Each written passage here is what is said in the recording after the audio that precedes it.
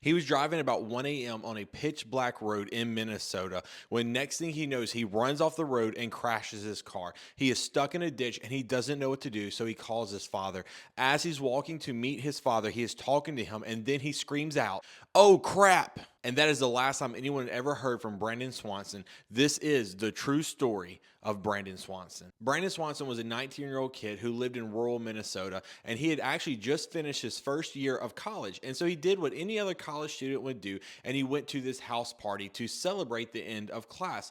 Now, when he gets to this party, it is alleged that he had a few drinks, but no one said that he was slurring his words or he was drunk, and this will be important to the story later. After he stays about an hour or so at this party, he starts to get bored and decides to go to another party that is about 20 minutes away. And so Brandon loads up and he goes to this other party. Once again, he gets to the party. It's around midnight. He stays there for about an hour, hour and a half.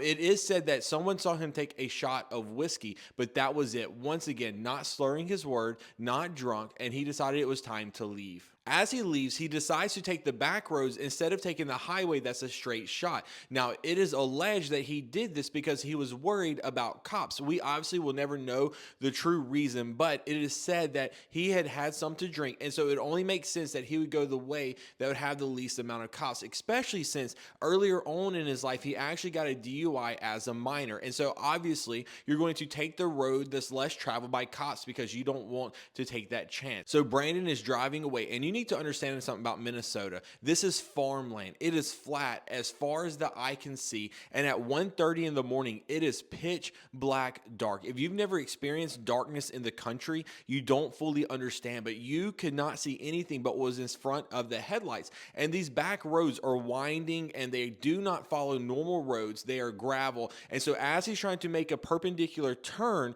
he loses control and he runs into the ditch. Now, normally you wouldn't think that would be a big deal. It's just a very small ditch, but the problem was that this ditch actually high centered the car, and so the car is stuck and there's absolutely nothing that he can do. Now, after about 45 minutes of trying to get himself unstuck, calling all of his friends, now after all of his friends won't answer and his car will not come unstuck, he resorts to his last resource, and that would be his parents. Now, since he had drank, obviously he probably didn't want to get them involved. He called them and said that he needed help, and just like any good parents would do, they immediately got up, got in their car, and went to try and find him. But this is when the story gets a little crazy. His parents are out looking for him. They're on the phone with him. It's been 30, 45 minutes, and they can't find him. Now, what Brandon had said was that he was by Lynn, Minnesota on the back roads. And so his parents are going to Lynn, Minnesota, which is only about 10, 15 miles from their house. It is not a very far drive at all, but they just cannot find him. And he is telling them over and over again, "I'm here.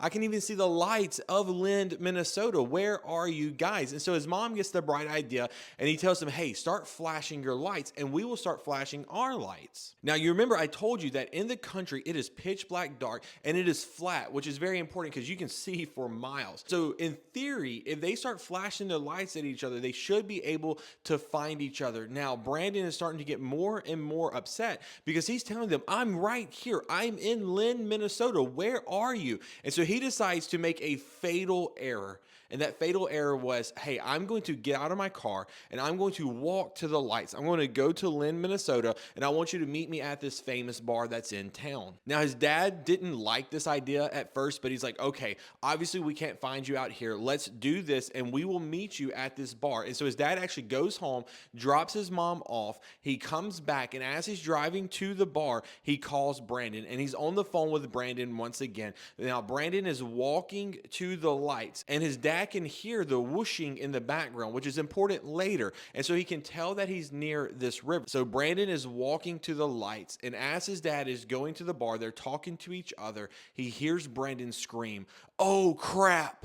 And right after Brandon screams this, the phone goes blank. Now, it's important to understand that the phone did not die. The phone did not cut off. It was just static. You know when someone's on the other end, but they're not talking, but the phone call didn't drop? That's what happened. And so his father hangs up and calls him back. Brandon doesn't answer. He hangs up. He calls him again. Brandon doesn't answer. He hangs up a third time and calls him again. And when Brandon doesn't answer, this begins to really worry him. Now, his father has been sitting at this bar since about 4:30 in the morning. It is now 6:30 1:30. He's went and got the mom again, and they become extremely scared. So the only thing they know to do is to call the cops and have a missing report filed for Brandon. Now, when they call the cops, the deputies basically laugh them off, saying it was the end of classes. He probably just went out and got drunk. He's just doing what every other kid does. He doesn't want to come home. He'll show back up. And one brazen cop actually even said, this is actually Brandon's right to go missing. Now, I don't really know what that means. Now, this shows a fatal error in our criminal justice system because they say you need 48 hours before we will embark on this mission. So the parents do what any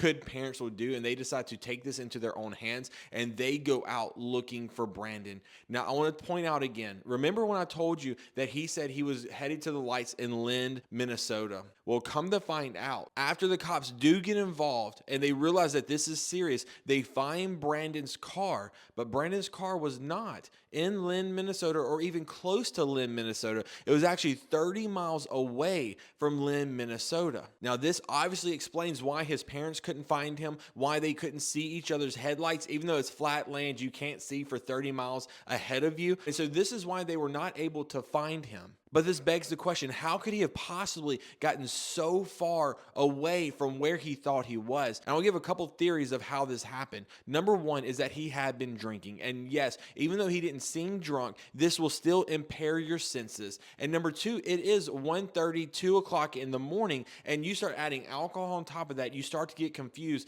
And the final thing, and I think it's the most plausible, is when he got in that wreck, we don't know if his head hit anything. I personally have been in a wreck where my head slammed against the window, and I remember being dazed and confused for the next 24 hours. And so what we see here is that Brandon had no clue where he was, and now the cops are in full search mode. Now, the sad reality is over the course of the next month, they don't find anything, and then farming season begins, and after farming season begins, they have to back off their search, and then they search again later on. They use cadaver dogs, and after they found the car, they figured out that maybe Brandon had fallen in this river, Yellow Medicine River. That would make sense, but there are many theories on why that doesn't make sense. Mainly is his body was never found. And so if someone falls in the river and drowns, then their body will be found. It will be washed up. Another popular thing is that he fell into a cistern or that a farming equipment ran over him. There's so many different theories, but the truth of the matter is that we don't actually know what happened to Brandon. All we know is that on that fateful night of May 14th, 2008,